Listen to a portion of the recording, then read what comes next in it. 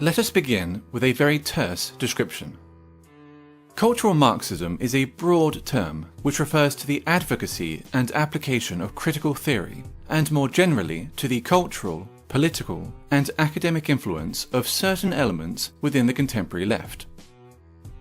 The roots of cultural Marxism are to be found in what is commonly known as the Frankfurt School. The term arose informally to describe the thinkers affiliated or merely associated with the Frankfurt Institute for Social Research at the Goethe University in Frankfurt, Germany during the interwar period. Critical of both capitalism and Soviet socialism, they sought to address the perceived shortcomings of classical Marxism in the pursuit of societal change. Their work came to be referred to as critical theory. Defining or categorizing critical theory is exceptionally difficult, for it pertains to a broad, almost disparate set of ideas, individuals, and approaches. The underlying and enduring aspect of critical theory, common to all its offshoots, nonetheless, is the creation of interdisciplinary theories that might serve as instruments of social transformation.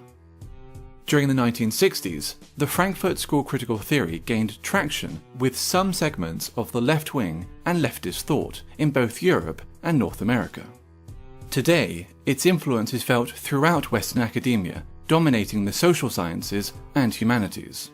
Gender studies and whiteness studies being two such examples. One of the most influential critical theorists and an original member of the Frankfurt School was Herbert Marcuse. A cursory glance at any paragraph written by Marcuse will set alarm bells ringing for anyone even remotely familiar with the current culture of intolerance on college and university campuses.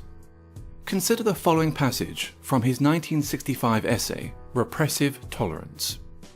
The small and powerless minorities which struggle against the false consciousness and its beneficiaries must be helped.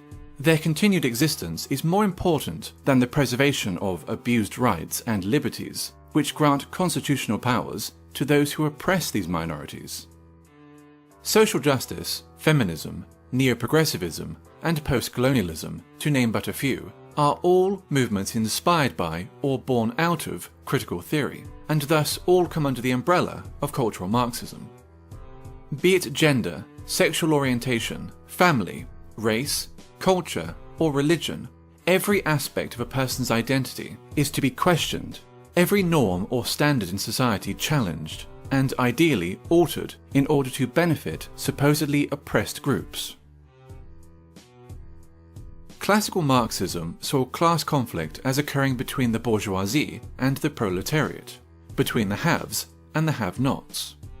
Cultural Marxism views such a conflict as existing between the oppressed and the oppressors, between those with privilege and those without it. The working class has been replaced by minorities. Majority groups are typically defined as privileged and oppressive, with minority groups accordingly labelled underprivileged and oppressed. Heterosexuals are oppressive. Cisgender people are oppressive. Whites are oppressive, especially white men.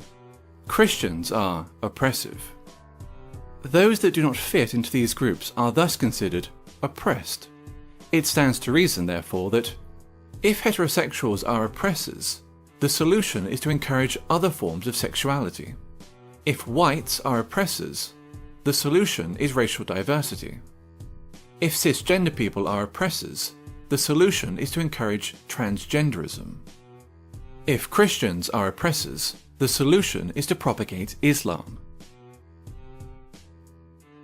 Theodor Adorno, another original member of the Frankfurt School, wrote a book entitled The Authoritarian Personality, in which he defined parenthood, pride in one's family, Christianity, adherence to traditional gender roles and attitudes towards sex, and the love of one's own country as pathological phenomena.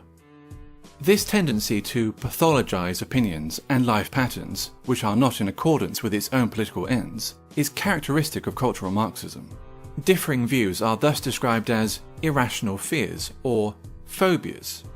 For example, a person who feels uncomfortable living as a minority in an area dominated by Muslim migrants may be decried as an Islamophobe, since wishing to live amongst those culturally and ethnically similar to oneself is considered sick and phobic.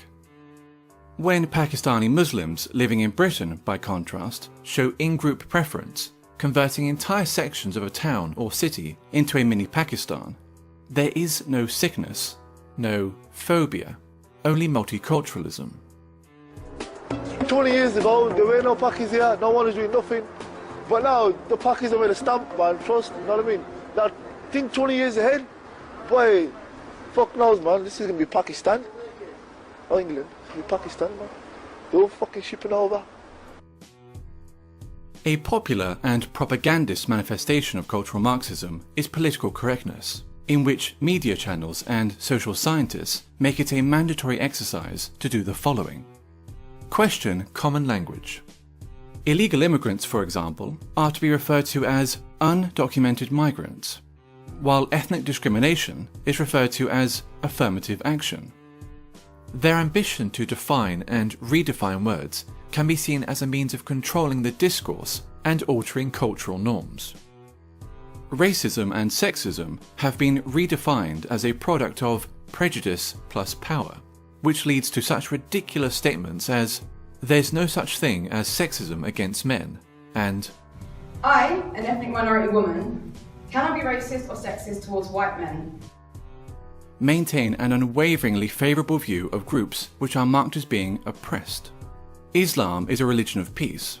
Black Lives Matter is a peaceful, legitimate protest movement. Feminism is only about equality, and so forth. No deviation from the aforementioned narrative will be entertained, ever, nor will criticism. While communism, as Marx envisioned it, offered the resolution of class conflict in a utopian social system, all that cultural Marxism offers is a desolate form of eternal warfare between ever more narrowly defined groups of offended minorities. The only meaningful consequence that its wide application could possibly ever have is the marginalization of traditional European culture.